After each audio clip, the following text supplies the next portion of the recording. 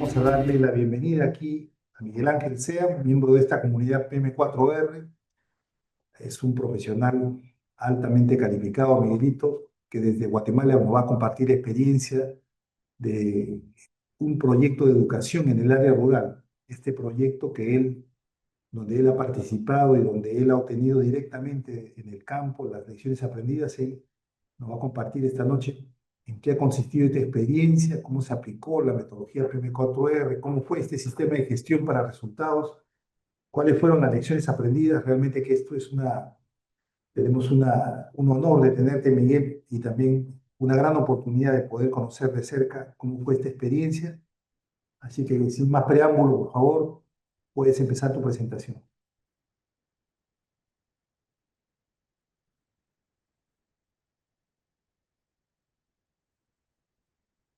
¿Me escuchaste, Miguelito? Sí, perdón, lo que pasa es que el micrófono no estaba encendido, pero no lograba encenderlo, pero muchas gracias, ya ahora estamos listos. Buenas Perfecto. noches con todos, entonces, qué gusto ver que este grupo de entrenamiento se ha mantenido y un gran gusto que me hayan invitado y estar con ustedes esta noche. Como les comentaba Eddie, pues voy a tener el gusto de hablarles sobre el proyecto de educación en el área rural de Guatemala, que se conoce como Proeduc 5, sobre el sistema de gestión para resultados y las lecciones aprendidas.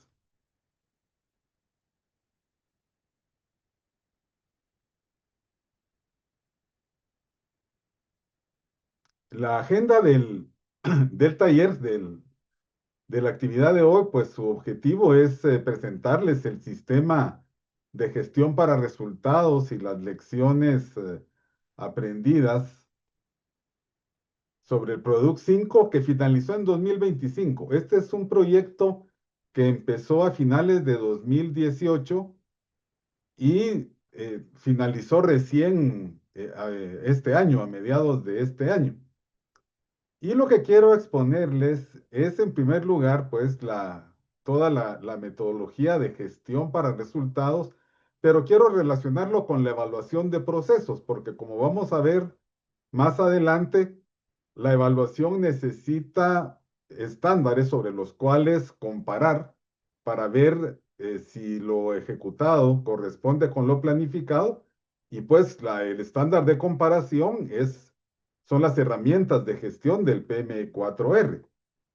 Luego vamos a hacer una descripción del proyecto, luego el sistema de gestión para resultados, las lecciones aprendidas y por último algunas preguntas y respuestas.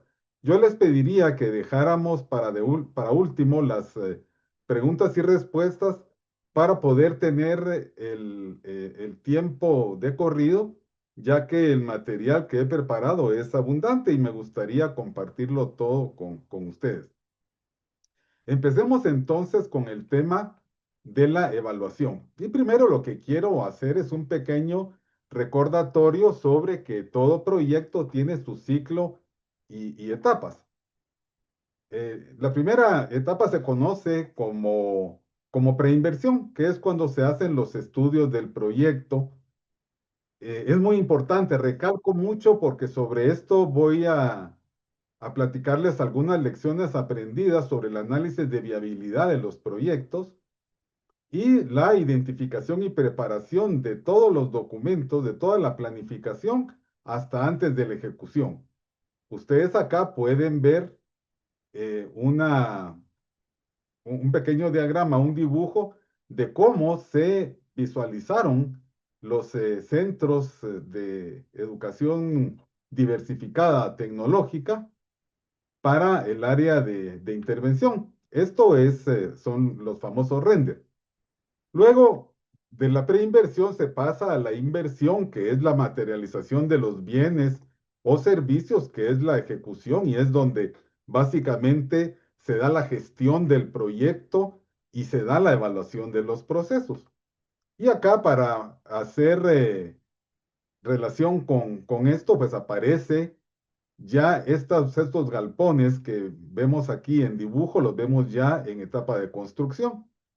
Y la postinversión, pues es la etapa final donde deben cumplirse los objetivos del proyecto, incluye su puesta en marcha y operación durante una vida útil que tendrá este bien o servicio. Y aquí podemos ver ya los institutos diversificados tecnológicos ya en funcionamiento con estudiantes asistiendo y recibiendo sus clases. ¿Qué es la evaluación de proyectos para poderla relacionar con la gestión para resultados? Pues el diccionario de la Real Academia Española nos dice que evaluar es la acción de señalar, de estimar, apreciar o calcular el valor de algo. O sea, siempre hay el aprecio del valor de algo en la evaluación. La OCDE pues lo define como una apreciación sistemática y objetiva de un proyecto, programa o política en curso o concluido. Fíjense bien, pues aquí dice de su diseño, su puesta en práctica y sus resultados, que era el ciclo y etapas del proyecto que vimos con anterioridad. Y Karen McCabe, que fue una consultora del BID, una profesora que yo tuve en el INDES BID, nos definía que la evaluación es un conjunto de actividades que generan información para apoyar la toma de decisiones y brindar valiosa información para garantizar que las iniciativas o los proyectos se desarrollan de manera que efectivamente generen valor. Y esta evaluación, dice, involucra la identificación de estándares para apreciar el desempeño de lo que se evalúa. Veíamos, y repito, pues que esos estándares no es más que las herramientas de gestión para resultados que nosotros desarrollamos para poder llevar a cabo el proyecto y contra lo cual vamos a evaluar si el proyecto se está llevando a cabo de la manera que se necesita. Un pequeño, un pequeño esquema de lo que serían los tipos de evaluación. Entre otros, pues tenemos que hay evaluación de necesidades, hay una evaluación teórica, la evaluación de procesos, que es la que se da en conjunto con la gestión para resultados, la evaluación de impacto y la evaluación de eficiencia. La evaluación de necesidades no es otra cosa más que establecer la naturaleza, el alcance y las causas de los problemas o necesidades que se quieren resolver con el proyecto, con la intervención. Normalmente lo que hace es que define y describe la población objetivo, porque no tendría caso estar realizando proyectos o programas o similares que no respondieran a las necesidades de una población objetivo específica. Y lo que hace, por último, es que determina la intervención. De acuerdo con esos problemas y la población a la que se va a servir, se establece qué es lo que se quiere hacer para poder contribuir a resolver las necesidades de esta población objetivo. Y esta evaluación de necesidades que da origen a esta intervención, pues lleva a una evaluación teórica. ¿Por qué? ¿Qué teoría es la que se evalúa? La intervención que se establece o se determina en la evaluación de necesidades, pues va a requerir la identificación de actividades que se van a aplicar, perdón, de insumos que se van a aplicar al desarrollo de actividades. Estas actividades se espera que nos lleven a productos. Estos productos nos van a llevar a efectos y estos efectos nos van a permitir alcanzar impactos. Eso es la cadena que se establece en una intervención y que se denomina como la teoría de cambio. Es decir, todo proyecto lleva implícita una teoría de cambio que va en esa cadena que les mencionaba.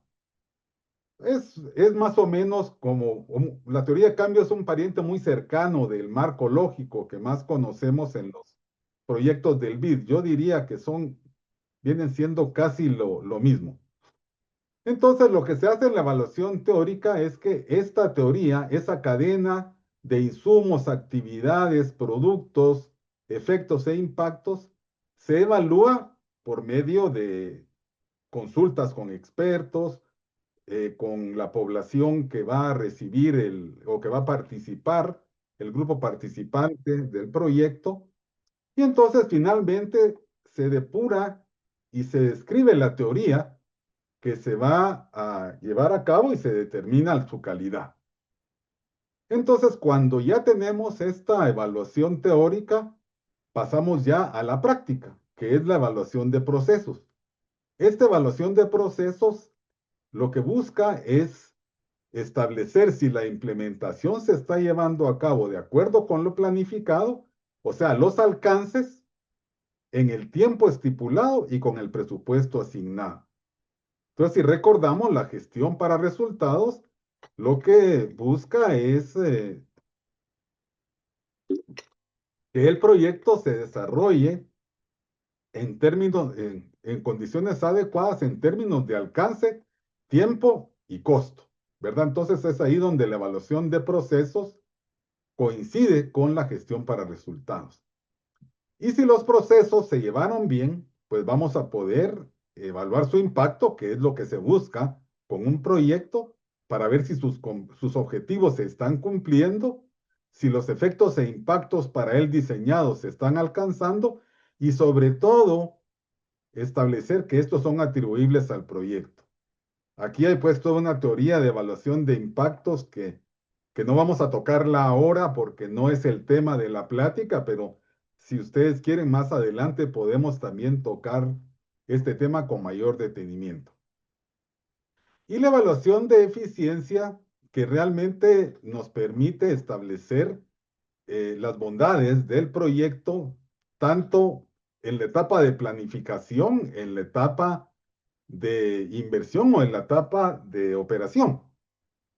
Básicamente, el más conocido es el análisis costo-beneficio, en el cual si se pueden monetizar los beneficios y los costos de un proyecto, pues se puede calcular la tasa interna de retorno, el valor actual neto, para ver si el proyecto es conveniente de llevar a cabo o si una vez terminado fue un proyecto costo-beneficio, costo-beneficioso. Cuando solo puedo conocer monetizar los costos, pero no los beneficios, sino que solamente en unidades hago el análisis costo-efectividad, que es el costo por unidad producida. Por ejemplo, el costo por estudiante de un proyecto lo comparo con un estándar o el costo por estudiante de otro proyecto para determinar la bondad del proyecto que estoy proponiendo. Y cuando solo puedo conocer los costos, pues me voy por un análisis de costo mínimo que toma la vida útil y la tasa el costo de oportunidad del capital para establecer si una opción u otra son mejores. Por ejemplo, si yo solo conozco los costos de un escritorio que es de madera versus otro que es de materiales desechables, y el de materiales desechables es más caro, pero tiene mayor vida útil, pues posiblemente sea costo mínimo mejor que el otro. Este es un panorama entonces de los tipos de evaluación y quiero centrarme ahora en la evaluación de procesos para poderla ya articular con la gestión para resultados. La evaluación de procesos, que también se conoce como monitoreo, a mí no me gusta mucho la palabra monitoreo porque hasta hace poco no existía en el castellano, pero hoy la busqué en el diccionario de la Real Academia Española y ya aparece. eh, Realmente lo que hace es que del dicho al hecho hay mucho trecho, como, como lo establece el dicho popular. La teoría, o sea, la teoría de cambio nos dice cómo debería funcionar el proyecto, pero implementar un proyecto según lo planeado no es fácil. Por eso es importante evaluar la implementación del proyecto para saber qué pasa en la práctica. Un dicho muy popular de Gestum, creo que Eddie nos lo decía, era que cualquier proyecto, por perfectamente planificado que esté, no va a resistir ni 10 minutos de realidad. Y por eso es que hay que estar en cada momento evaluando la implementación del proyecto para saber si se está llevando, si el proyecto se está implementando de manera adecuada. Y acerca de eso, UNICEF nos dice que la evaluación de procesos es el seguimiento sistemático y periódico de la ejecución de una actividad que busca determinar el grado en que su desenlace coincide con lo programado. Es decir, si lo que se está ejecutando coincide con lo que se programó, y lo programado es la gestión para resultados. El desenlace, pues, es la evaluación de procesos con el fin de detectar oportunamente deficiencias, obstáculos y o necesidades de ajuste de la ejecución.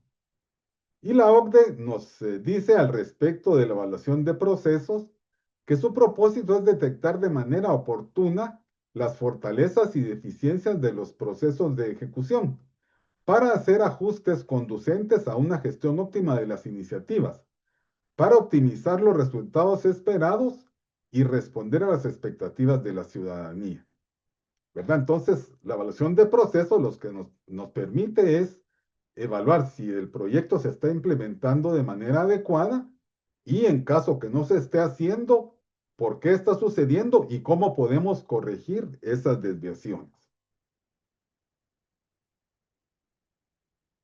Las funciones de la evaluación de procesos. Bueno, pues una es rendir cuentas, mostrar cómo se usan los recursos, algo muy importante en estas épocas en que, por lo menos en Guatemala, pero me imagino que en otros países tenemos niveles de corrupción altísimos, optimizar procesos, es decir, destacar los problemas que pueden estar ocurriendo y cómo resolverlos, aprender porque permite identificar buenas prácticas y problemas comunes que se traducen en lecciones aprendidas y complementar la evaluación de impacto. Es decir, si el programa o el proyecto no logra los resultados esperados, no logra los productos esperados, no podemos esperar que el proyecto tenga impacto. Vale decir, todo lo que ustedes están viendo de fotografías o fondos de la diapositiva, todos ellos corresponden a los institutos diversificados tecnológicos que se llevaron a cabo con el proyecto. O sea, esto ya es una fotografía de un proyecto real, tal como quedó. Les hablo ahora sobre el Product 5. Algún contexto al respecto que fue en el momento de su diseño, pues este es el mapa de Guatemala me imagino que muchos no lo conocen. La superficie del país es de 108.900 kilómetros cuadrados. Es el 8% de Perú. O sea, Guatemala a lo sumo llegaría a ser tal vez un departamento de Perú. La población, sin embargo, es grande, 19 millones de personas, más o menos el 50% de Perú. Entonces, fíjense la densidad de población que tenemos. Claro, en Perú está el tema de la selva que tiene una baja densidad de población. La población indígena es el 44%. Somos 25 etnias. Yo recientemente, como le comentábamos con Eddie, estuve unos días en Perú y cuando yo hablaba, bueno, somos 25 etnias. Ah, pero nosotros somos 44. Ah, pero nosotros tenemos 30 variedades de maíz. Nosotros tenemos 300. Decir.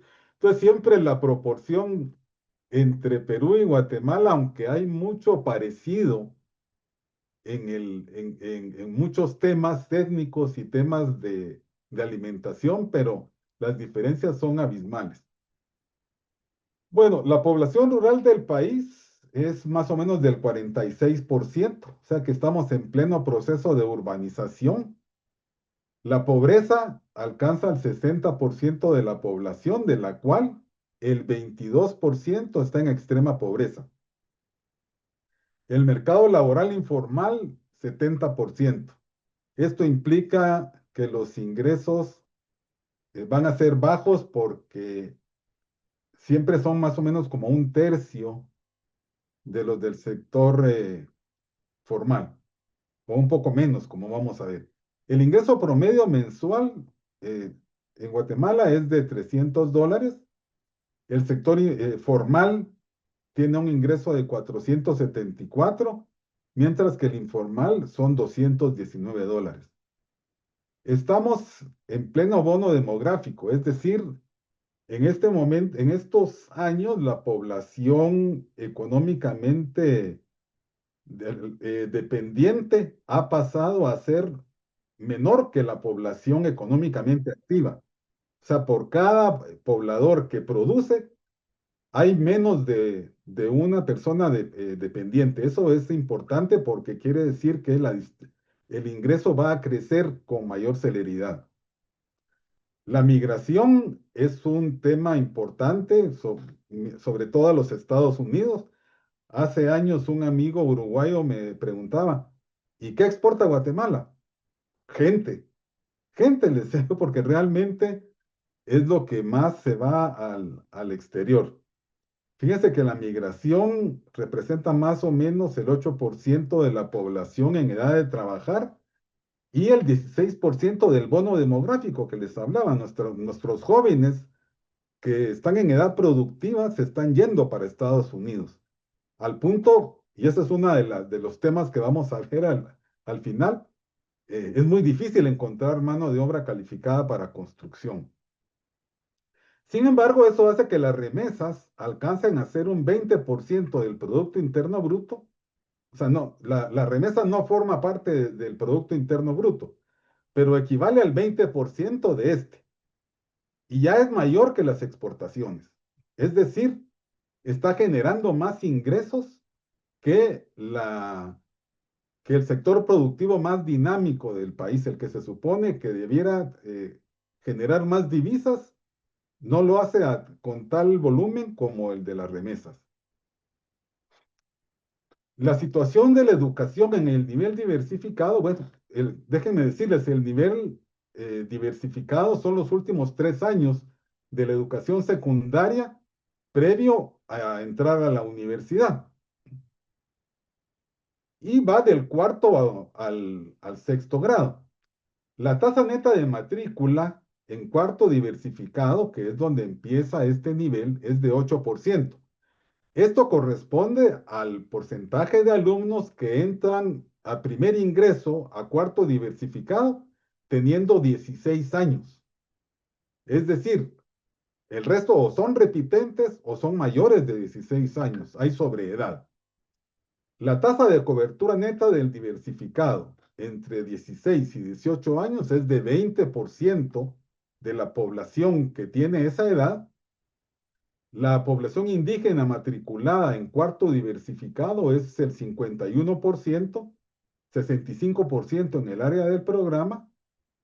Los alumnos provenientes de áreas rurales matriculados solamente son el 12%. La tasa de finalización del diversificado es de 67%, o sea, hay mucha deserción en ese nivel. No solo son pocos, sino que no terminan todos. Y de los graduados de diversificados son absorbidos por el mercado laboral solamente el 35%. Esto es entonces el panorama, grosso modo, de lo que es la educación diversificada en Guatemala. Y el proyecto del Product 5 abarca estas grandes áreas que aparecen aquí marcadas en negro, que son áreas de mucha pobreza y con estos niveles de educación todavía peores que el promedio.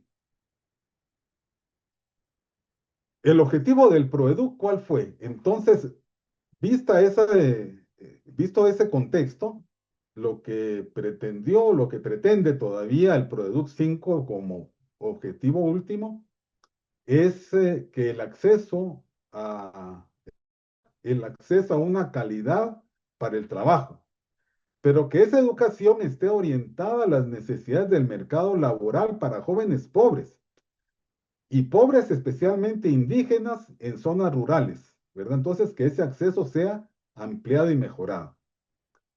El proyecto fue ejecutado por el Ministerio de Educación con el financiamiento de KfW, el banco alemán, y GFA, que es una empresa alemana que ganó el concurso para dar la asistencia técnica internacional al ministerio para ejecutar el proyecto. Y quiero mostrarles también algo muy importante, por qué es tan trascendente que esta educación del nivel diversificado sea llevada a estos jóvenes pobres de zonas rurales, especialmente indígenas. Si examinamos los retornos de la educación según nivel educativo en América Latina y el Caribe, la educación primaria reditúa el 26.6%, tiene un 26.6% de rentabilidad, ¿verdad? O sea, por cada unidad monetaria que invertimos, aproximadamente recibimos 26.6. Y la secundaria tiene un 17%. Esto es mayor que en otros lugares, digamos que en Asia, que en Europa, que en la OCDE. Solo se queda un poco atrás de África del sur del Sahara. Pero entonces es ya evidente que invertir en educación secundaria y sobre todo en estas condiciones va a ser muy bueno para el país. Realmente una de las formas en que podemos salir de esta situación tan precaria que tenemos en Guatemala es por medio de la educación y este proyecto le apostó a la educación de calidad orientada al mercado laboral. ¿Cuáles fueron los componentes que se plantearon para el Proeduc? Pues fueron 5 componentes. El primero fue un acceso a la educación técnica, o sea, brindar infraestructura y equipo para que los estudiantes pudieran acceder. Este ya cómo quedó uno de los institutos, miren, muy, muy bonitos realmente.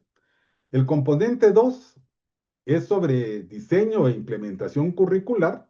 O sea, no había un currículo específico para educación técnica orientada al mercado laboral en estos 6 departamentos que les mostraba, ni en el país realmente. El componente 3, que era de formación de formadores, o sea, necesitamos tener instructores, tener profesores que puedan implementar ese currículo. Y luego el componente 4, mejora de oportunidades para estudiantes del área rural. Realmente en Guatemala la población está muy dispersa y la accesibilidad es muy mala, entonces teníamos que ver qué oportunidades se podían dar para que el estudiante pudiera eh, acceder con mayor facilidad. Y el componente 5, que es un componente de cajón, es el fortalecimiento institucional. ¿Cuál fue el sistema de gestión para resultados que se planteó y que es contra el que vamos a comparar el proyecto, ¿verdad? La evaluación de procesos. Bueno, repitiendo un poco lo que ya habíamos visto, ¿qué se evalúa? ¿Qué se hace en la gestión de resultados y qué se evalúa? Veíamos que era el alcance, el tiempo, el costo y la calidad. El alcance, pues, es la razón de ser del proyecto y se refiere a la entrega de los productos. Los componentes que acabamos de ver, los 5 componentes, es el alcance del Proeduc. El tiempo comprende la duración de las actividades que se requieren para completar el proyecto. El costo, pues, incluye todas las inversiones y los gastos requeridos para alcanzar los resultados dentro del cronograma planificado. Y la calidad es la satisfacción de los beneficiarios o clientes por los servicios o productos entregados. Este es un tema que realmente más es de evaluación de impacto, por lo cual en la evaluación de procesos nos centramos más en el alcance, tiempo y costo.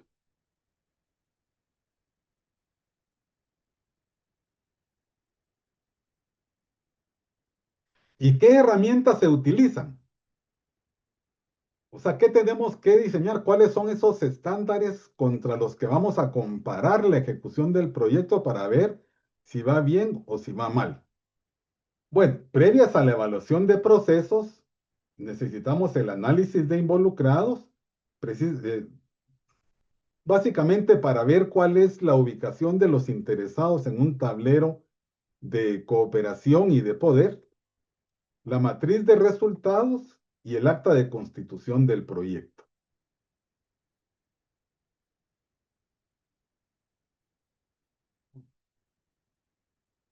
Quería mostrarles acá los documentos, pero no me deja salirme de la presentación, entonces creo que los vamos a ver tal vez de último, pero básicamente el análisis de involucrados, como les decía, era para establecer quiénes son los actores sociales del proyecto, quiénes tienen poder y están a favor del proyecto, quiénes tienen poder y están en contra, quienes no tienen poder pero están a favor y quienes no tienen poder y están en contra. Básicamente es un tablero para gestionar las actitudes de los interesados. Y las herramientas de gestión, pues todas estas herramientas que están aquí abajo las elaboramos en un documento y el primero de ellos es el acta de constitución, que como sabemos bien es el primer documento que elaboramos en la gestión para resultados. Ah, perdón, y la matriz de resultados que es de la teoría de cambio que formulamos y el marco lógico al cual le pusimos indicadores verificables en términos de calidad y tiempo, pues los distribuimos a través del tiempo para establecer un cronograma de cómo los vamos a ir alcanzando. Y para la evaluación de procesos, necesitamos la estructura desglosada de trabajo, la famosa EDT, el cronograma de ejecución física y financiera que se elaboró en MS Project, la curva de uso de recursos, la matriz de adquisiciones, la matriz de riesgos, matriz de comunicaciones, la matriz de asignación de responsabilidades y un tablero de monitoreo del proyecto, que esto es como la conclusión de todas las herramientas que se habían estado elaborando, nos permite tener ese tablero de monitoreo con base en los indicadores que ustedes ya conocen, pero que vamos a ver cuando lleguemos a ese momento. La estructura desglosada de trabajo. Ya es famoso cómo el WS Schedule Pro nos presenta la estructura desglosada de trabajo del proyecto, ¿verdad? Y me recuerdo que el concepto que a mí me gustaba mucho era que uno tiene una gran piedra que se llama Proyecto Product 5. Y entonces le pega un gran martillazo, un gran mazazo, y ese proyecto se desagrega, en este caso en 5 componentes que fueron los que ya les comenté anteriormente.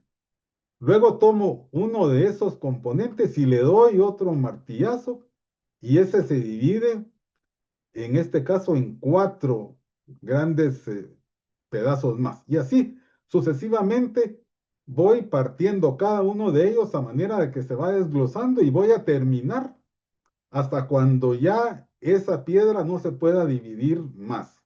Cuando ya se quede solo como una piedra, ahí se supone que yo paro la estructura desglosada de trabajo. Pero también tengo que garantizar que haya coherencia en cada una de esas pequeñas piedras, en ir conformando la piedra inmediata superior, que haya consistencia entre las actividades, los productos, los resultados, etc. ¿Y cómo fue que lo hicimos para el Proeduc 5? El componente 1, que es el de acceso a la educación técnica, tiene 4 subcomponentes. El primero es el de nueva infraestructura construida y equipada. Pueden ver aquí que como buen estudiante de Gestum, yo voy poniendo los productos que se necesitaban, que se pensaba elaborar en cada uno perdón, que se iban a alcanzar en cada subcomponente. Y aquí muy importante, los hitos o los productos que se pensaba entregar en cada uno de esos subcomponentes. Por ejemplo, elaborar estudios de preinversión, construir y supervisar el instituto, dotarlo de mobiliario y equipo y dotar de planes de mantenimiento. Otro subcomponente era desde la infraestructura rehabilitada y equipada, que eran 10. Diseñar la rehabilitación del instituto, porque estos ya eran existentes, son institutos existentes. Rehabilitar y supervisar el instituto y dotarlo de mobiliario y equipo. Un subcomponente 3 que era solamente equipar centros educativos existentes, en un principio eran 2, que era solo dotar del equipamiento básico al instituto y al instituto puesto en operación. Y un subcomponente 1.4 que era el personal docente, administrativo y de supervisión educativa operando. Se esperaba tener 400 personas porque iban a ser 5 nuevas infraestructuras, 5 nuevos institutos. Ya el personal docente en el ejercicio de su función, el personal administrativo y el de supervisión educativa también en el ejercicio de su función. Me detengo un poco más en este componente de acceso a educación técnica porque era el más importante en cuanto a monto de inversión y también en cuanto a tiempos de trabajo. Estos pues eran las vistas panorámicas de los institutos. Esto una plaza eh, maya, porque iban a estar ubicados en regiones donde había mucha población indígena y esto era importante en el caso de los institutos. Esta es una vista de uno de los talleres, en este caso de cocina. Y a la derecha aparecen ya institutos existentes que fueron los que se rehabilitaron, ¿verdad? Estos ya existían, lo que se hizo fue remozarlos, dotarlos de equipamiento y que operaran.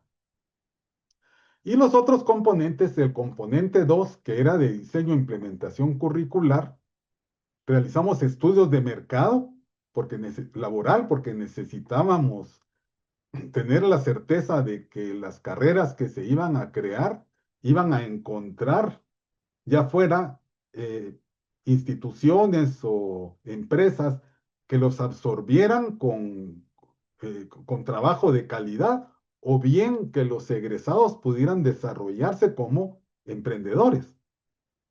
Se elaboró un tronco común para todas las carreras, se elaboraron sus materiales didácticos para ese tronco común. También se hicieron los diseños curriculares especializados para cada carrera y se les dotaron de sus materiales didácticos. Esto conllevó la realización de muchos grupos focales.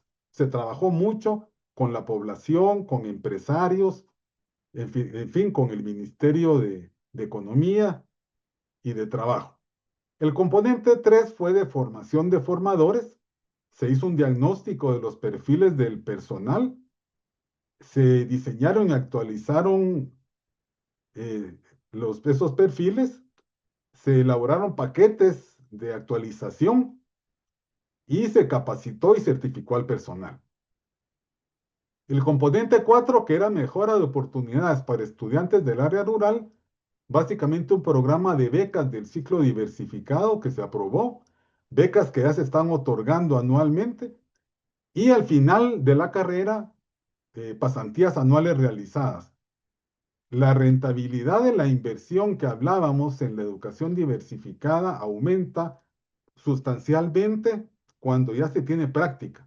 Entonces era importante que esas pasantías, los estudiantes realizaran pasantías anuales y para ello se creó una oficina de apoyo a la inserción laboral. Y por último, el componente 5 de fortalecimiento institucional, pues la unidad ejecutora del proyecto se implementó.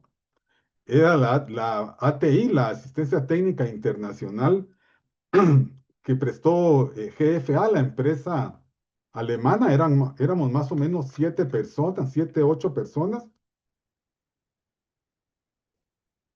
pero con presupuesto y capacidad para contratar consultorías. Se elaboró el plan de ejecución plurianual, informes trimestrales, un plan de adquisiciones y el fortalecimiento de las direcciones departamentales de educación. Una vez que tuvimos ya la EDT, pues que es vertical, pues lo que hace uno es que lo pone horizontal, le asigna tiempos, precedencias y lo convierte en un cronograma, ¿verdad? En un project, con el MS Project. Aquí también lo tenía listo para mostrárselos porque realmente esto que aparece solamente es como una pequeña parte, pero el project tenía más o menos unas 350 eh, líneas hacia abajo, donde incluía el detalle de todos los hitos que habíamos ido estableciendo en la EDT y a cada uno de ellos pues con sus precedencias, sus duraciones, la ruta crítica, etcétera. Es importantísimo que uno utilice un software especializado porque si realmente cuando uno mira proyectos que están elaborados el cronograma solamente en Excel, eso dice mucho de la calidad de un proyecto. En cambio, tener un proyecto hecho en el MS Project o un similar que hay también abiertos, software abierto, de uso abierto, pues puede uno tener toda la flexibilidad del mundo para poder hacer cambios, para poder acortar, alargar la duración, para cambiar precedencias, para hacer simultáneas actividades que originalmente eran secuenciales, en fin, ustedes saben cómo es todo este apoyo que nos da el MS Project. El presupuesto, un resumen desde luego, pues para cada uno de los 5 componentes más los correspondientes imprevistos, el 77% de los costos era para el componente uno, que era de construcción y rehabilitación y equipamiento. Había un par y paso, ¿verdad? De más o menos, perdón, 21,5 millones de euros de préstamo de KfW y el resto de contrapartida. Luego la asignación de recursos, la famosa curva S, que al final se va a convertir en el valor planificado, ¿verdad? Esto es contra este valor planificado, que es la ruta que tenemos trazada en términos de alcance, costo y tiempo, es que vamos a ir comparando los resultados para ir viendo si el proyecto se está llevando a cabo de manera adecuada y si no, cómo lo corregimos. Para eso tenemos también las proyecciones de costo y tiempo. La matriz de adquisiciones. Esta es muy importante porque nos permite ir viendo de acuerdo con la EDT, describir las adquisiciones, el presupuesto estimado, el tipo de adquisición del que se trata, la modalidad de adquisición, el tiempo y su inicio y fin estimados. Aquí cuando hablamos de licitaciones públicas internacionales, aun cuando esto forma parte del trabajo que hace la unidad ejecutora del programa y que veíamos en teoría que no podía formar parte de la ruta crítica del proyecto, o sea, realmente las licitaciones públicas nacionales y sobre todo las internacionales realmente son un gran dolor de cabeza. Les voy a hablar un poco más de esto cuando lleguemos a las lecciones aprendidas, pero ese es un tema muy delicado. Además de la matriz de adquisiciones, tenemos también la matriz de riesgos. Y esta tal vez o sin el tal vez esta es una de las herramientas más importantes a desarrollar y actualizar constantemente a lo largo de la ejecución del proyecto. Porque los riesgos van cambiando de acuerdo a cómo va avanzando el proyecto. Y entonces es necesario actualizarlas por lo menos cada 3 meses. ¿Verdad? Aquí también, de acuerdo con el componente, se ve el tipo de riesgo Hay tipos de riesgo de cronograma que tienen que ver con el tiempo, con el alcance, y en fin, así hay diferentes tipos de riesgo. Se describe el riesgo, el impacto que podría tener ese riesgo si se llega a materializar, la probabilidad de ocurrencia y la calificación, que es la multiplicación de ambos, y luego se evalúa, ¿verdad? En tres niveles: alto, el 3, 2 el medio y uno es bajo. Y se va viendo qué acciones se van a tomar, si se gestiona o solamente se monitorea. Y luego, si se decide gestionar, pues qué acciones se van a hacer para gestionar ese riesgo. Para mí, la matriz de riesgos es un instrumento fundamental para la evaluación de procesos y la gestión de los proyectos orientados a resultados. Pero también está la matriz de comunicaciones. Aquí tenemos diferentes temas: el objetivo, qué queremos comunicar, para qué comunicar, el usuario, a quién se va destinado y qué método de comunicación, el responsable de prepararlo y enviarlo, el tiempo, o sea, la fecha inicial y con qué frecuencia se realiza. Porque muchas veces los proyectos tienen problemas o fracasan porque no hay una buena comunicación. Y si no tenemos esa buena comunicación, si no la tenemos clara, realmente va a dar problemas. Entonces, la matriz de comunicación es de suma importancia.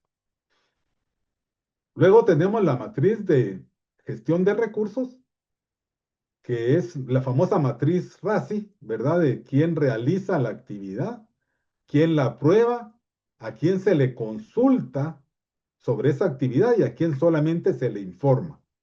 Esto es importante porque muchas veces, si uno no tiene claro este esquema, las actividades se atrasan y los productos no se alcanzan a tiempo simplemente por puro descontrol, porque no sabemos a quién acudir para que apruebe, para que realice, para que consulte, y a quién solo le tenemos que informar.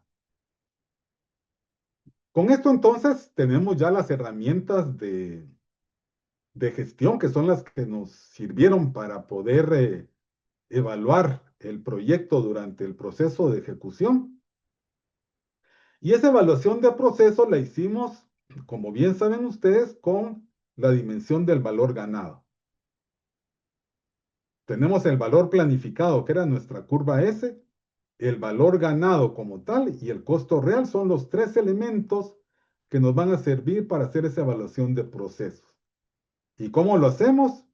Con el tiempo. O sea, el valor ganado lo vamos a dividir dentro del valor planificado, y eso nos va a permitir establecer si vamos en buen tiempo en la ejecución del proyecto, el desempeño del costo, que dividimos el valor ganado dentro del costo real para ver si vamos bien en cuanto a costos.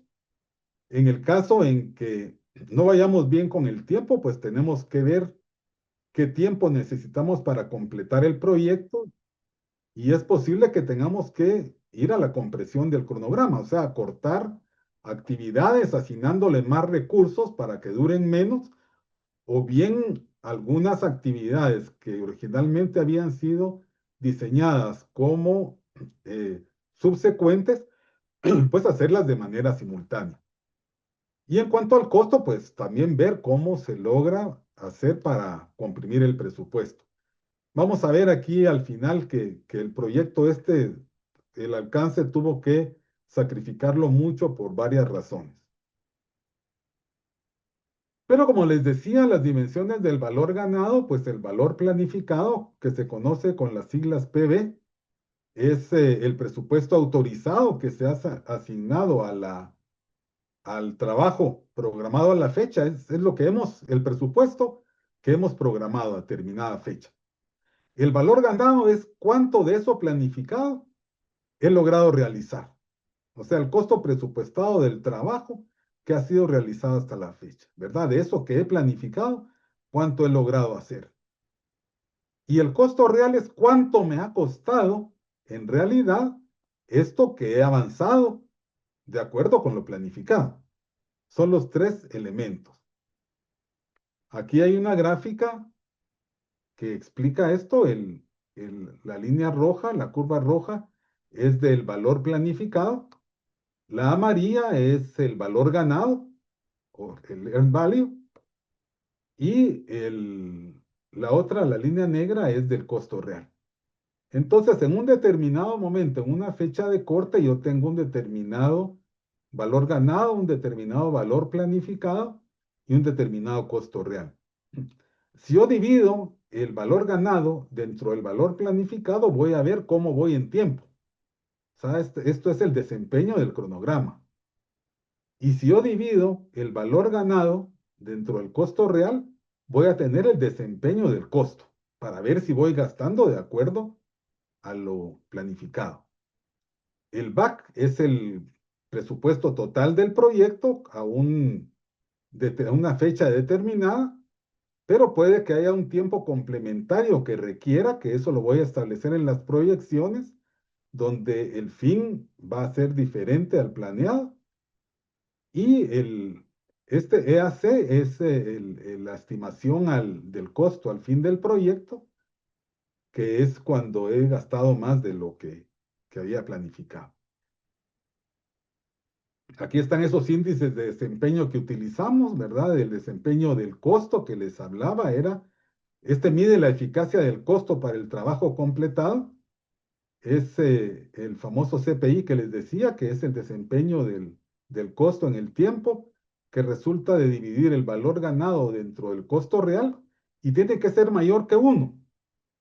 Por ejemplo, un CPI, un desempeño de costo de 0,67, me diría que por cada euro ejecutado se han generado 67 centavos de trabajo completado. Entonces voy mal, porque he gastado 1 y solo he avanzado 0,67. Debería de ir por lo menos por cada euro ejecutado haber generado 1 euro, si no más.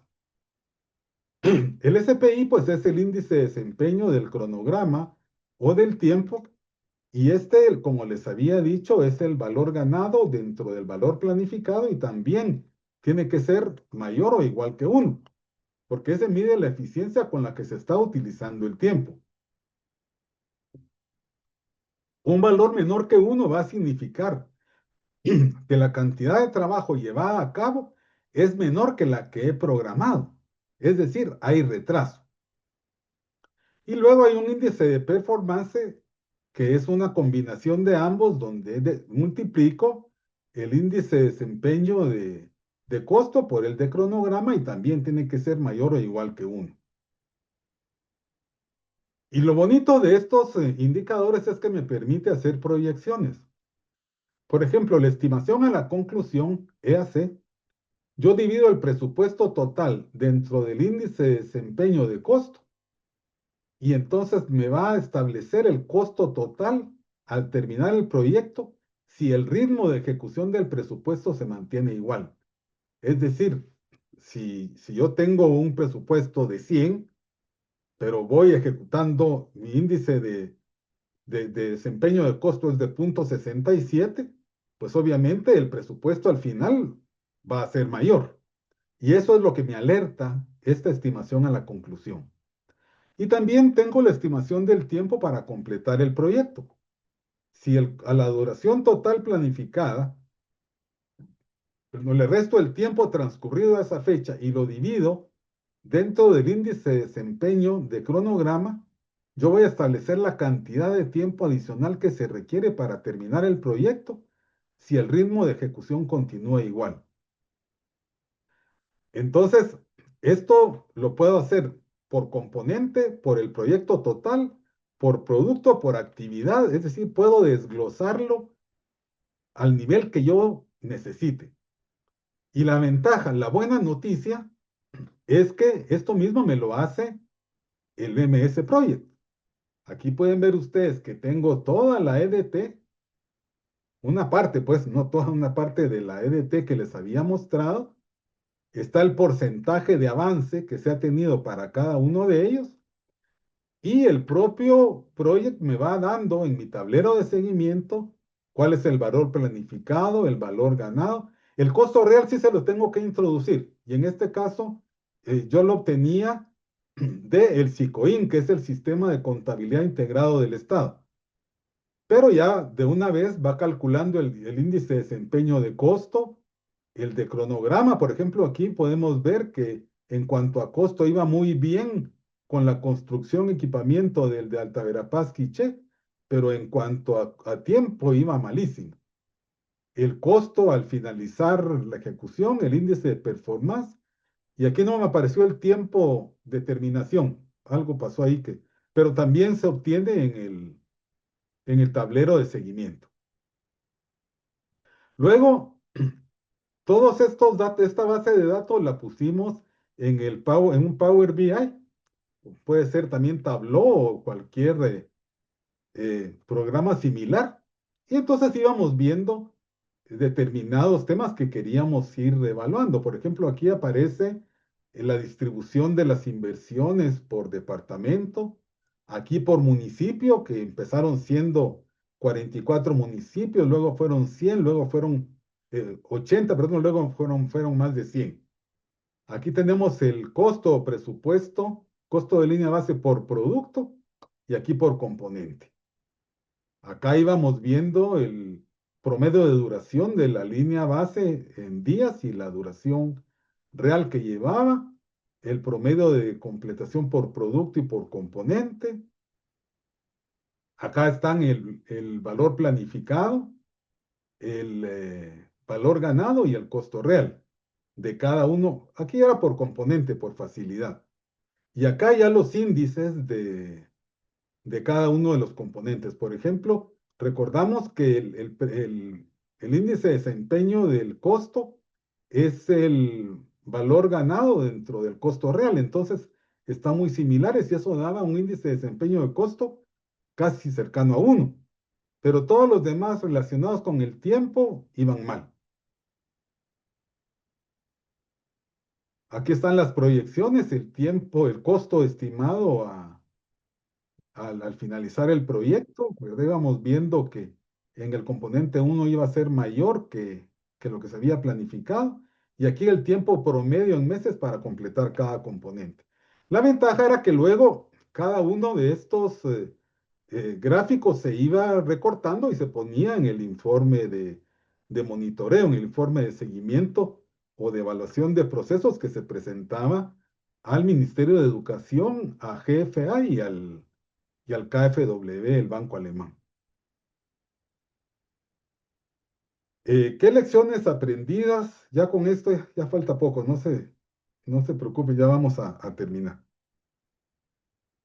Primero, el Proeduc logró sus objetivos a pesar de que durante su ejecución tuvo que enfrentar la pandemia del COVID-19, las tormentas ETA y IOTA en 2020 y 3 cambios de administración.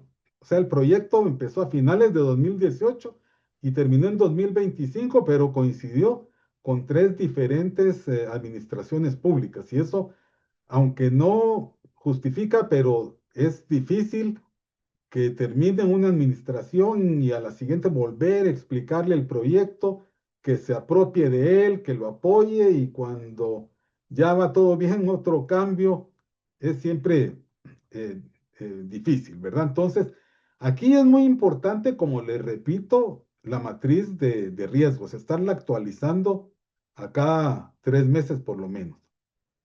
Pero también para ello fue fundamental la experiencia que tenía el Ministerio de Educación y sobre todo el KfW en este tipo de operaciones, ya que si lo vemos, Product 5 representa la quinta experiencia implementada con la finalidad de fortalecer la educación rural en Guatemala, así como también la asistencia técnica de GFA, ¿verdad? Que era la unidad ejecutora o la unidad de asistencia técnica, que éramos más o menos 7, 8 personas, pero que realmente había que movilizar a todo el ministerio para que el proyecto pudiera ejecutarse.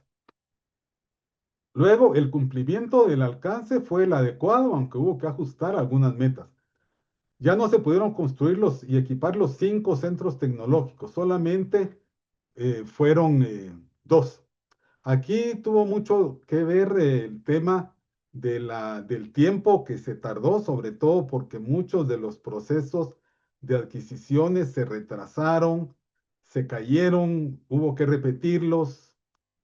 eh, la inflación que subió, el euro se depreció frente al dólar y a la moneda nacional, en fin. Se rehabilitaron y equiparon 8 centros tecnológicos existentes y ya no se equiparon solo dos, sino que fueron 104 institutos tecnológicos y otros 7 institutos diversificados que no eran tecnológicos existentes. Eh, un tema importante y por eso les decía yo que quería hablar sobre la viabilidad de los proyectos de infraestructura. Esta es una tarea fundamental. Aquí realmente hay un tema de los terrenos que no son terrenos adquiridos y yo creo que aunque fueran adquiridos, la oferta no es como muy variada, pero se trata de terrenos donados que hay que verles el colmillo porque realmente hay cosas que pueden llevar al fracaso. Por ejemplo, el tamaño y la situación legal del terreno. Originalmente iban a ser 6 centros, institutos tecnológicos, pero uno de ellos, el terreno era muy pequeño y cuando se decidió adquirir el terreno vecino, pero ya no dio tiempo de arreglar la situación legal, sobre todo porque los terrenos tienen que estar a nombre del ministerio para que se pueda invertir en ellos. Entonces, eso dejó fuera un, un proyecto. Temas de estructura de suelo y subsuelo. Ahí encuentra uno desde terrenos que son rocosos y que va a ser muy difícil de perforar y trabajar en ellos, hasta otros que no es en este caso, sino que fue en un proyecto que evalué en Honduras. Acabo de terminar esa evaluación, donde el terreno era muy cercano a la playa. Entonces, el valor soporte del suelo era tan bajo que se producía liquefacción, o sea, el terreno se comportaba como líquido. Entonces hubo que hacer pilotes de piedrín para poder reforzarlo y eso fue un costo altísimo. La topografía e hidrografía. Hubo que hacer también muchas obras de drenaje para evitar inundaciones del terreno. Hubo que subir de nivel para evitar esas inundaciones. Hubo que hacer rellenos, en fin, todo el tema de topografía. Pero además de eso, del terreno, también necesitamos una adecuada oferta técnica y financiera de las empresas.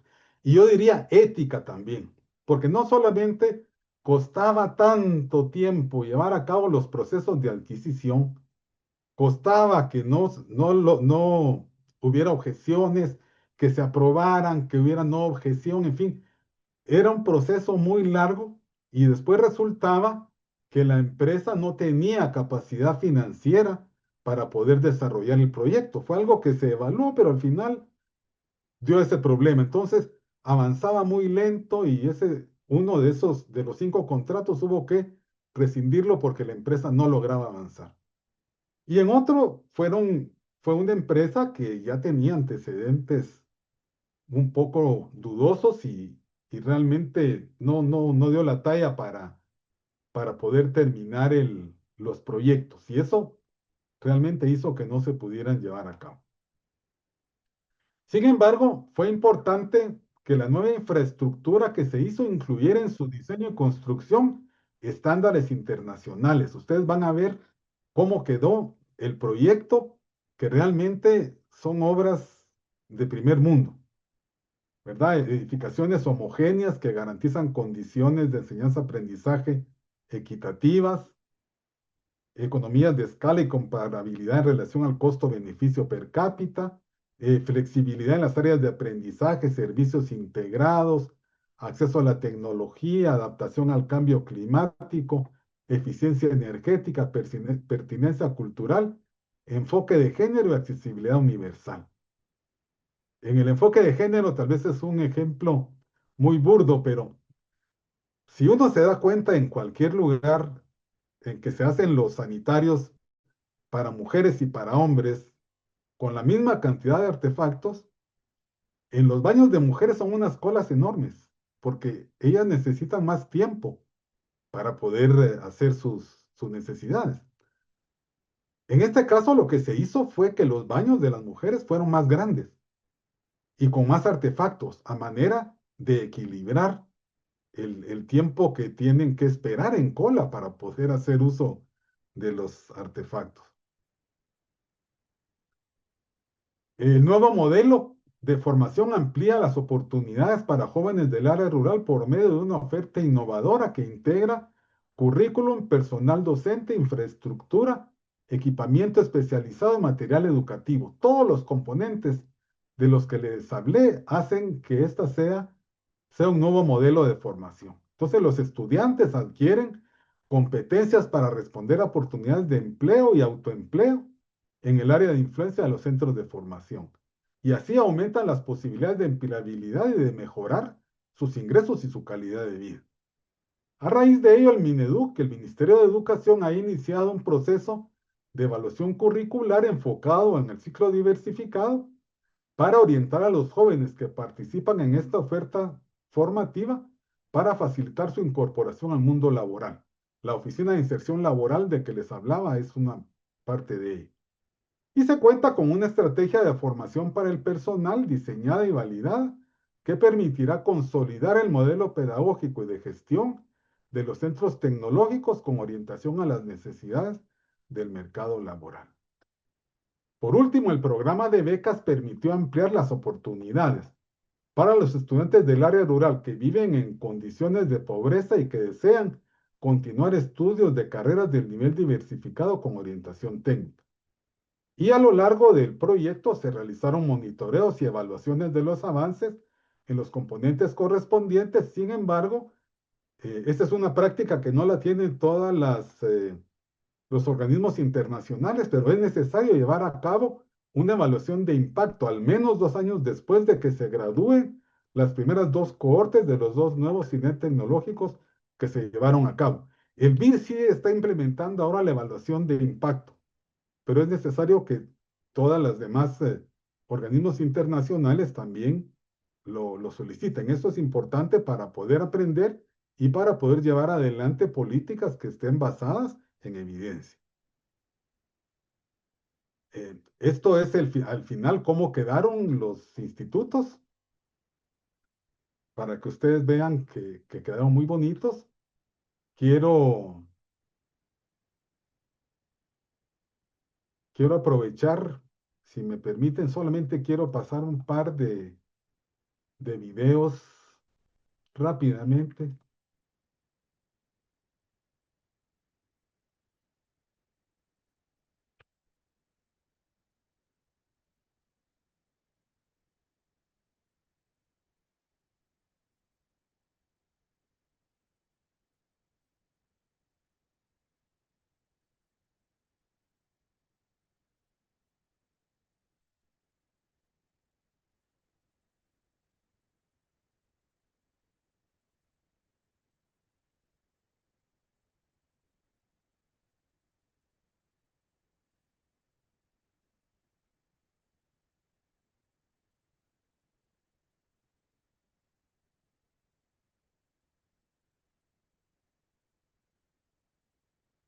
Por favor, me indican si están viendo el video. No tiene volumen.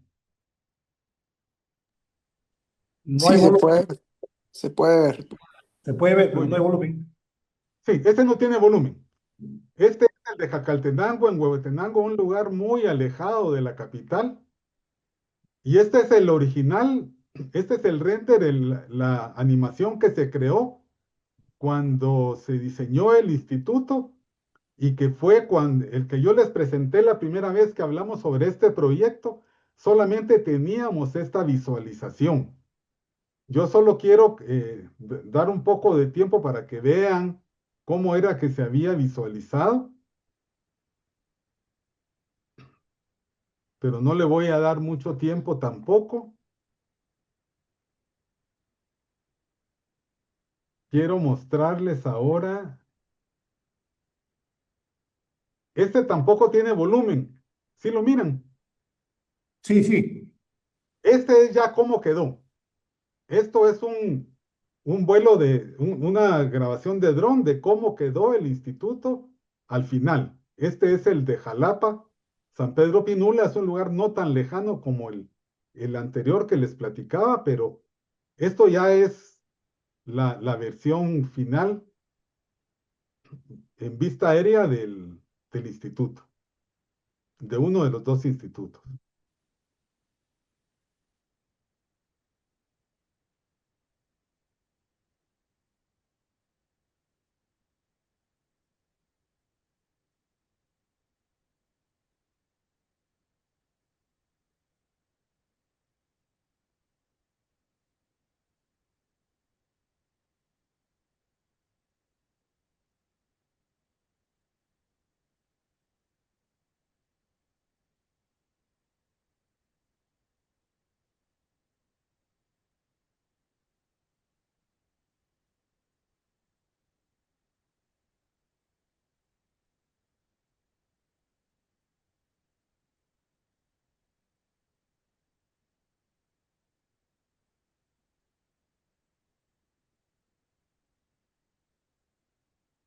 Estas son imágenes reales, ¿no? Estos son reales, sí. Aunque parece que fueran un poco con inteligencia artificial, ¿verdad? Porque, no sé, los miro, pero sí hay el paisaje, sí, por lo menos es el.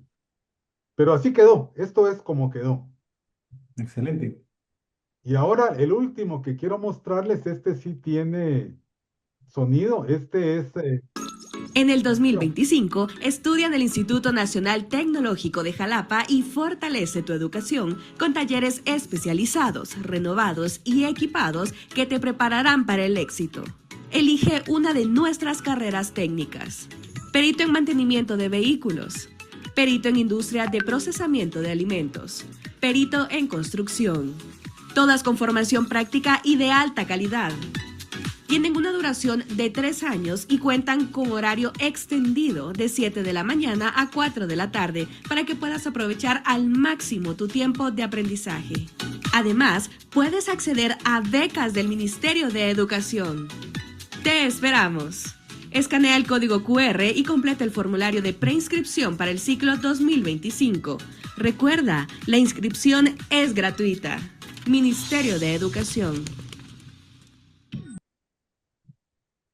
Pues bien, eso es entonces el resultado final de este proyecto. Realmente las herramientas que yo aprendí durante el PM4R fueron fundamentales para poder llevar a cabo este monitoreo, esta evaluación de procesos, y el resultado lo pueden ver ustedes. Realmente son institutos de alta calidad. El último video que vieron, sobre todo, así es como quedaron los institutos, con ese tipo de equipo, con ese tipo de instalaciones que realmente van a permitir a los estudiantes jóvenes, pobres, indígenas del área rural, pues acceder a una educación de calidad orientada al mercado laboral.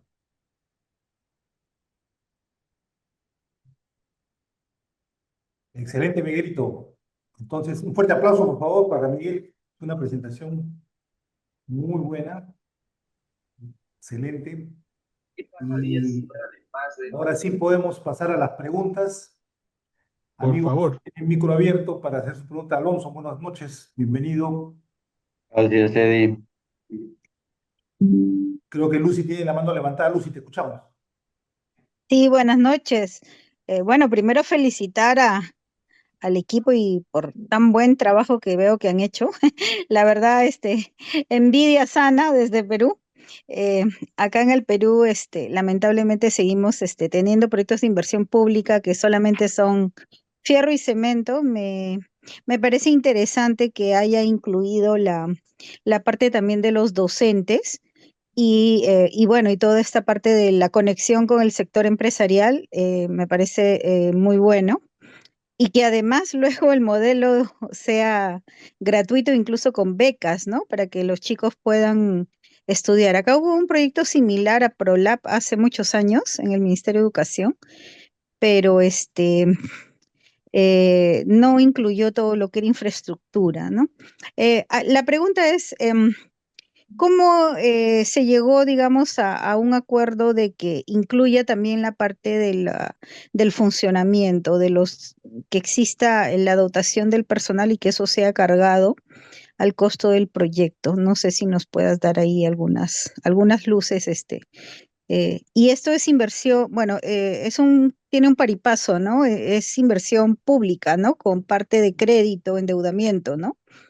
Em, Exacto. Sí. ¿Se puede allá incluir en los proyectos la parte del costo de los docentes también como parte de la operación ya del proyecto, ¿no? Eso, si nos pudieras comentar algo. Gracias, felicitaciones. Gracias, Lucy. Sí, comento. Realmente el proyecto lo que incluyó dentro de la inversión fue la capacitación y la certificación de maestros, de instructores, de personal administrativo. Pero el acuerdo que se tenía, el KfW firma un acuerdo separado con el Ministerio de Educación, donde cada quien fija, pues, hay compromisos, ¿verdad? Se firman entre el gobierno alemán y el gobierno de Guatemala. Entonces el Ministerio de Educación tenía la obligación y tiene la obligación de aportar el presupuesto necesario para el pago de los maestros. Y eso realmente fue un tema muy difícil, pero al final se logró. Se logró. Los dos institutos cuentan con su presupuesto establecido para el pago de los maestros, del personal administrativo, de los servicios. Entonces, desde luego también los proyectos incluyen temas de energía fotovoltaica, por ejemplo, para bajar gastos de funcionamiento, hay plantas de tratamiento, todo el tema de funcionamiento estaba previsto, estaba planificado, pero obviamente el presupuesto para su funcionamiento es el ministerio el que lo aporta.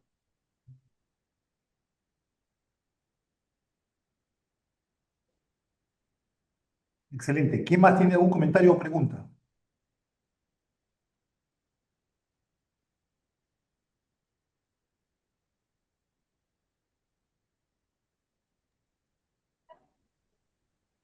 Si nadie se Miguel, anima, no sé si puedo una hacer otra pregunta. preguntita. Sí. Felicitaciones por toda la presentación. Escuchamos, Alonso. Quería preguntarte para utilizar la metodología del valor ganado. Se necesita siempre estar muy al día en la contabilidad y en los costos. Sí. Normalmente, cuando tiene uno que ver con entidades públicas, eso es una situación bastante difícil. ¿Cómo lo lograron allá? ¿Cómo fue el proceso en ese sentido?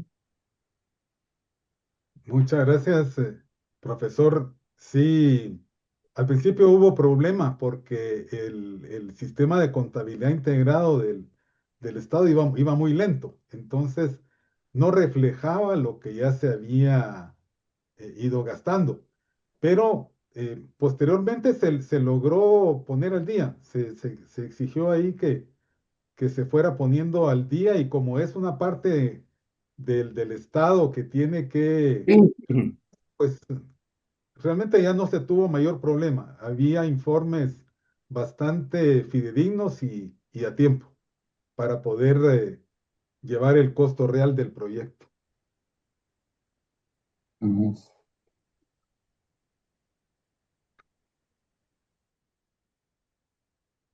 Muy bien. Lucy, tu segunda pregunta. Sí, bueno, dos en uno va a ser. ¿Qué tipo de gobernanza implementaron para, eh, digamos, a nivel de alta dirección y específicamente la gestión de riesgos, cuándo lo veían y cómo aplicaron la gestión de cambios? Porque veo que hubo una modificación en el alcance, ¿no? Esas tres preguntitas en uno. Bueno, Gracias. vamos por partes. Bueno, la gestión de alcances, como hay siempre una relación muy cercana entre la asistencia técnica, el ministerio y el KfW, pues finalmente se establecieron, se legalizaron cambios en el uso del presupuesto. Por ejemplo, originalmente solo se había planificado equipar dos centros educativos existentes y finalmente fueron más de 100 los que se equiparon, sobre todo porque no era atribuible al ministerio los problemas que se habían dado para no poder terminar todos los centros educativos tecnológicos. Bueno, era su responsabilidad, pero había temas como por ejemplo la inflación, la devaluación del euro, que sí habían influido bastante. Entonces, se sacaron del préstamo, pero quedaron dentro de la responsabilidad del Ministerio de Educación poderlos realizar. De hecho, ya se hicieron gestiones con el Ministerio de Obras Públicas para que ellos sean los que terminen estos 3 centros educativos que no se terminaron. Entonces fue mediante acuerdo formal entre el KfW y el ministerio que este alcance se cambió. La otra pregunta, perdón, Lucy, era la gobernanza. La Bueno, gobernanza, ajá, de todo el proyecto y la gobernanza de riesgos, ¿no? Ujú. sí, digamos, el tema es que del proyecto, el Ministerio de Educación está subdividido en direcciones departamentales de educación. Y aunque estos proyectos eran de alcance subregional, eh, de varios municipios, pues estaba a cargo de una de esas. Cada uno tenía su propia dirección departamental de educación, que era la que se hacía cargo de toda la gestión del, eh, del establecimiento. Pero hubo algunos temas muy interesantes y que fue algunos acuerdos que se establecieron entre las municipalidades, porque para poder lograr eficiencia se necesitaba tener una cantidad mínima de estudiantes. Y aquí le estábamos apostando a regiones que eran muy pobres, muy poco desarrolladas, con poca accesibilidad, que no solamente tenían que atender a la población que era del municipio como tal, sino que tenía que llegar también población, estudiantes de municipios aledaños. Entonces, en algunos casos, las municipalidades eh, aportan el transporte para los estudiantes que van de sus municipios hacia el municipio donde está el centro educativo, ¿verdad? Entonces los lleva en la mañana y los regresa en la tarde. Pero no hay, digamos, ningún tipo de gobernanza a nivel externo, sino que eso ya son acuerdos entre municipios. Y la gobernanza como tal, digamos, la tiene la Dirección Departamental de Educación.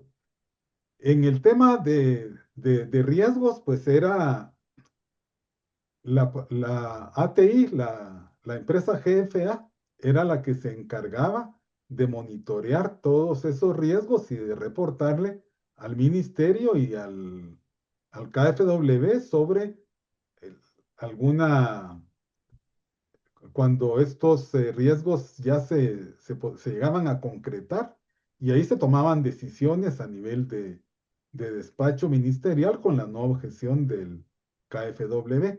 Y nosotros como asistencia técnica internacional, pues cada 3 meses íbamos actualizando la matriz de riesgos.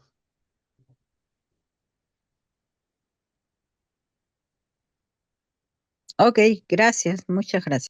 Con mucho gusto. Buenas noches, profesor Miguel y la comisión, ¿cómo están? Una pregunta. Hola. Mira, los felicito por esta iniciativa tan importante en su país.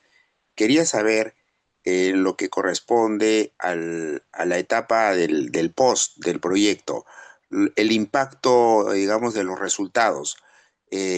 ¿Cómo el tema del empleo y el autoempleo se ha concretizado? ¿Cuáles son los resultados? Y dos, ¿cómo esta educación técnica, que es prácticamente una industria, a lo que veo, ha generado o está planificado crear espacios de pequeños parques industriales en el entorno o no. ¿Está previsto esto? ¿Se ha previsto por el Ministerio de Educación, de repente por el área de industria del gobierno, el cual me indicas? ¿O no está previsto esto tanto en cuanto que se está creando una capacidad técnica y que la capacidad técnica iría al autoempleo, pero a través de una producción en serie? Y eso sería cadenas productivas industriales. ¿Se ha previsto eso o ha quedado en el tema de la capacitación y el autoempleo del emprendimiento propio? Bueno, muchas gracias, Simón. Te comento, en el primer aspecto, pues como el proyecto se retrasó significativamente, pues la primera cohorte empezó hasta 2024. De manera que este año es el segundo año en que están estudiando y hasta el año entrante va a egresar la primera promoción de estudiantes, ¿verdad? Entonces todavía no tenemos oportunidad de evaluar el impacto en cuanto a empleo o autoempleo porque todavía no han egresado.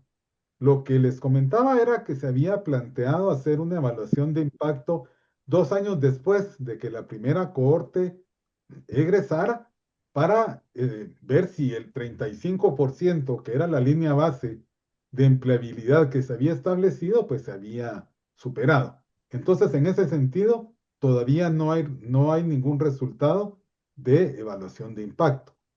En cuanto al tema de parques industriales o algo similar, lamentablemente eso no se ha establecido. Lo que hay es que dentro de los proyectos se dejó una oficina de empleabilidad donde va a haber encargados de relacionar al instituto con el sector privado para promover la empleabilidad de sus egresados.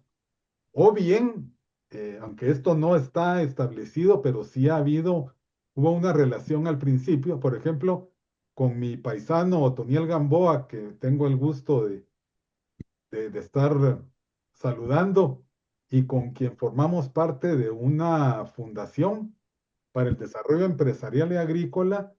Esta fundación tiene una rama que se dedica a inversiones de impacto. Entonces, yo creo que por ese lado podría haber algunas inversiones que se hicieran para poder generar empleos para estos egresados, sobre todo por la calidad eh, de sus competencias, ¿verdad? Que ellos que se espera que tengan. Entonces, ese lado sí está débil. Hay una oficina específica que también que conjunta al Ministerio de Trabajo, al Ministerio de Economía y al Ministerio de Educación, donde se hacen mesas de trabajo para poder elevar la empleabilidad de los departamentos donde están estos centros educativos, ¿verdad? Pero ese es un tema que todavía está pendiente. Hola, Muchas hola. gracias. Eddie, ¿hay chance para un comentario? Claro que sí, amigo. Ok. Profesor Sea, primero que nada, felicitaciones por su exposición. Usted ha hecho un barrido de la metodología PM4R perfecto, 99.9% le doy. Felicitaciones también a Eddie, porque parece ser ha sido su mejor alumno usted. Y con respecto a lo que mis compañeros preguntan, me he tomado la molestia de escucharlo y revisar algunos documentos de el desarrollo y el plan nacional que tiene Guatemala, lindo país que he visitado más de 3 veces en los últimos 10 años. Qué bonito. Sí, la Antigua es preciosa, muy preciosa. Pero ese volcán que duerme despierto me da miedo en las noches, verlo cómo alumbra. Sí, sí. Fíjese, estos proyectos tienen un nacimiento que de repente muchos de los que han hecho las preguntas no lo entiendan, pero esto se germina en un proceso de más o menos 2 a 3 años. Estos proyectos no salen en un año o en 2 meses en su conceptualización. Este proyecto tiene que haber sido conceptualizado por lo menos con 2 años de anterioridad. Una para cumplir con toda la documentación requerida para el financiamiento y otra para la presentación al ministerio o el cooperante correspondiente. Eso como que genera un poco de desfase, por lo que el marco que nos mide para cumplir los objetivos del proyecto es la línea base con la que empezamos, la de alcance, cronograma y costos. Son 3 líneas bases que vamos a utilizar acá y que, bueno, eso es lo que se utiliza y se hace en el Perú cuando no tenemos un referente de cuánto es lo que vamos a impactar por zona, ¿no? Nos referimos a la estadística más próxima.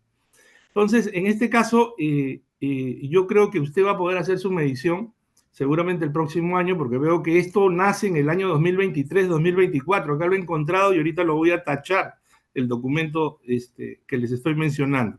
Y nuevamente felicitarlo, muy didáctico, no me ha cansado a pesar del tiempo, muy didáctico, bien softly la especificación. Yo creo que, Eddie, tienes ahí un buen candidato a docente de Gestum. Gracias. Gracias. Muchas gracias. Quisiera agregar algo, estimado Miguel, y decirle de que efectivamente nos interesa sobremanera la experiencia que ustedes están desarrollando en materia pedagógica, sobre todo. Sin embargo, participo en el Parque Industrial de Villa El Salvador, que es una organización de la pequeña y microempresa, industrial sobre todo, y que pues para lograrlo se ha tenido que invertir más o menos 20 años. 20 años, ahora tenemos 39 años, pero tenemos una experiencia que podemos brindar a la experiencia complementaria que podemos hacer en su país a través de una pasantía, para poder, digamos, darle, la experiencia hecha en 39 años, pero que ahora se resume con las tecnologías a 5 años. O sea, la experiencia ha durado 39 años, pero hoy por hoy se puede hacer la misma experiencia en su país en 5 años. Es decir, el post, es decir, los resultados que ya te indiqué, que puede transformarse en conglomerados de cadenas industriales de la pequeña y mediana industria, de la transformación, automóviles, hablemos de la industria de metalmecánica, hablemos de fundición, hablemos de diversas, incluso de la madera que tenemos en Perú. Entonces, nuestra experiencia se está exportando. Tenemos experiencias en Chile, que la hemos llevado a Chile, y la llevamos a los países que nos invitan. Entonces, a su disposición, Miguel, para poder tratar esa etapa del post, donde podemos articular esfuerzos, ¿no?, entre los hermanos de dicho país, para poder, digamos, brindarle nuestra experiencia en materia de la pequeña y mediana industria.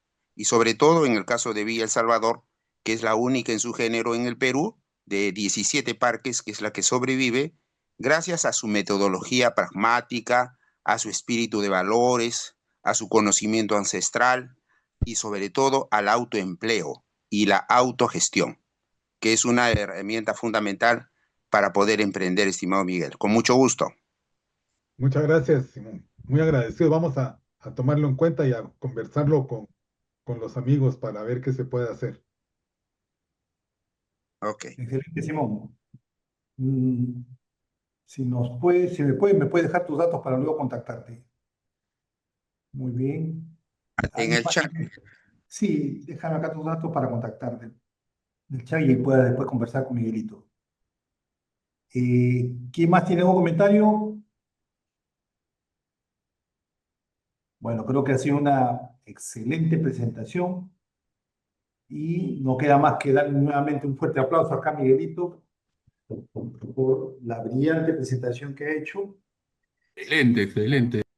Excelente. Hola, buenas noches. Así que estamos Muchas contentos, gracias. Miguelito, de tu apoyo. Si alguien más, también veo que hay personas nuevas que se han conectado hoy día, pueden dejarse así como Simón nos ha dejado sus datos, pueden dejarlo en el chat para luego contactarnos, invitarlos también para las próximas sesiones que vamos a hacer. Usted sabe muy bien que aquí siempre los viernes compartimos proyectos importantes. Así que vamos a cerrar la sesión y solamente decirles que a todo lo que Miguelito ha mostrado hoy día, han visto ese despliegue enorme, las 7 herramientas. Ahora hemos desarrollado ya en Gestum hemos desarrollado un curso sobre inteligencia artificial aplicada a PM4R, o mejor dicho, PM4R más ChatGPT, es así se llama, que todas esas herramientas que Miguelito ha mostrado ahora se pueden hacer todo con inteligencia artificial. Y se hace en cuestión de minutos, un EDT en minutos, cronograma en minutos, curva S, matriz de adquisiciones, matriz, todo se hace en cuestión de minutos. Los que han llevado el curso, aquí creo que hay personas que han llevado el curso, está Lucy, está Romelia, ellos no me dejarán mentir, por si acaso, si alguno tiene interés sobre ese curso que está diseñado, por si acaso el sábado 25 vamos a empezar de nuevo, el sábado 25 dura 4 semanas y las personas que lo llevan una vez, luego quedan invitados para llevarlo sin costo alguno en las siguientes versiones, porque cada vez la inteligencia artificial está mejorando. No se imaginan lo que ha salido esta semana. Esta semana ChatGPT ha hecho algo increíble, ha hecho, ¿cómo se llama? El desarrollo de unos tableros para crear agentes de inteligencia artificial dentro de la misma plataforma de ChatGPT.